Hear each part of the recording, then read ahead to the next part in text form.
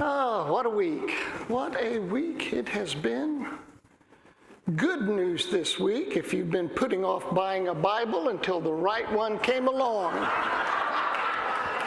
You'll be pleased to know the official God Bless the USA Bible became available this week. It includes the King James. You knew I was going to talk about that this week. You knew that. It includes the King James Version of the Bible, the Declaration of Independence, the Constitution, and the Bill of Rights. A fellow Quaker pastor, David Kinsey, said, now Christian nationalists can have in one book all the important documents they've never read. The whole shebang costs only $59.99, or you can go online and read all those things for free.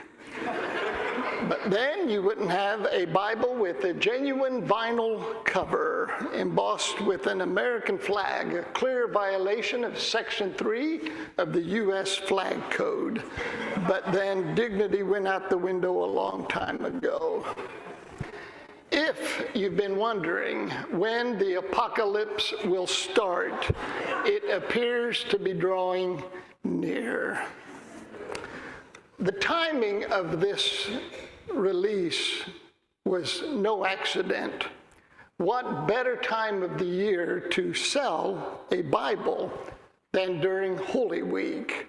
Though it is ironic that a Bible marrying religion and nationalism would be released the very week we meditate on the Crucifixion, a needless tragedy brought to us by, drumroll please, religion and nationalism. So that's where we're at. I tell you, friends, when government and religion mate, a devil is born. So today, I don't want to talk about the miracle of resurrection, but rather the avoidance of crucifixion.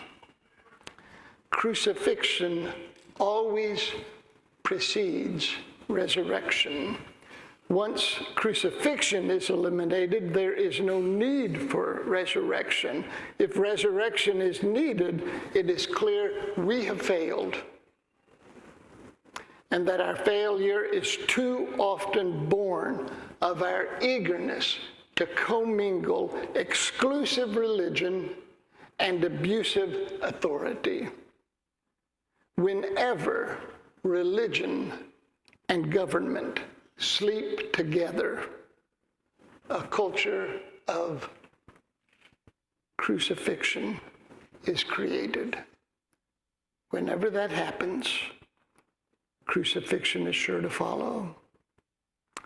Now, we have been told and taught that Jesus was crucified to atone for our sins, to appease an angry God who would otherwise destroy us.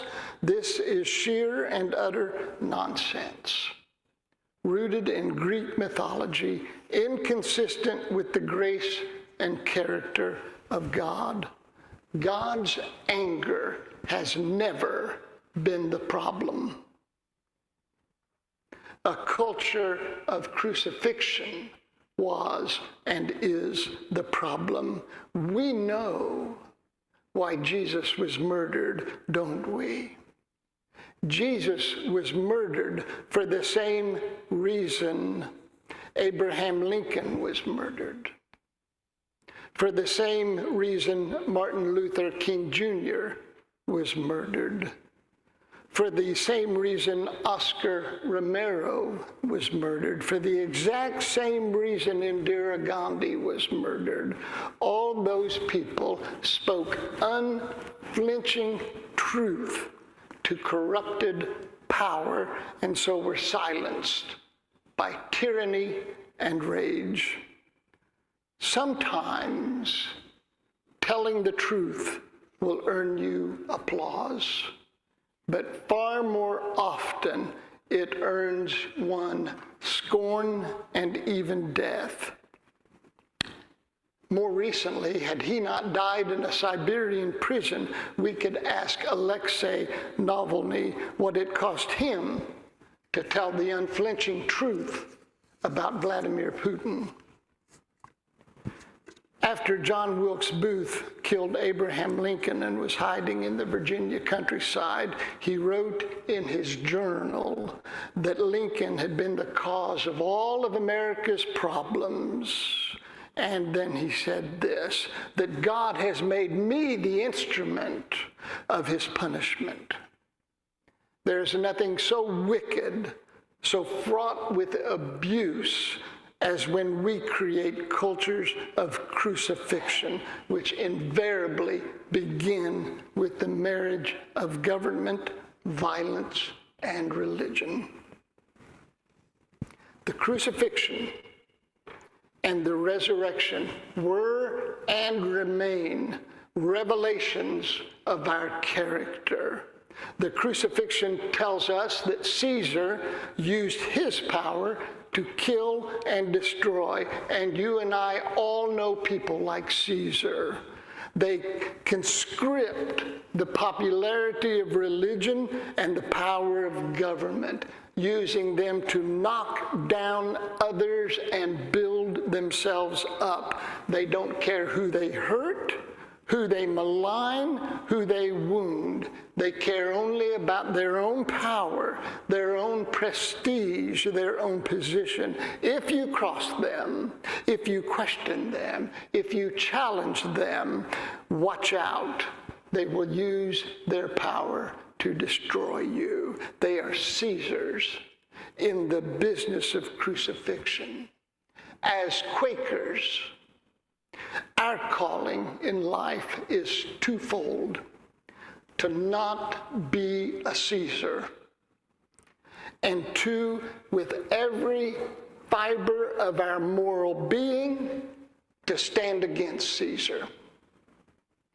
Now, if God were like Caesar, God would use divine power to kill and destroy Caesars. Some of the writers of the Bible believe God did just that. Indeed, prayed for God to do just that, to use divine power to destroy the Caesars of the world. And I understand why we want that sometimes and why we long for that to happen. I understand that very human desire for God to blot out human evil decisively and thoroughly. But I see no evidence that God does that for us. Rather, God calls us to live in the power of redemptive love until the Caesars of the world are transcended and transformed. Evil is rendered powerless not for us, but by us through the power of redemptive love. This is the great moral and spiritual teaching of Jesus Christ. Which brings us to the resurrection. Just as the crucifixion told us something about Caesar, the resurrection tells us something about God. If Caesar would use his power to put down, to diminish, to kill, and destroy, God would use divine power to heal, to restore, to give life. The crucifixion told us everything we needed to know about Caesar's character. The resurrection tells us everything we need to know about God's character. So we are, as is true in every dimension of life, faced with a choice. Will we be children of Caesar or children of God?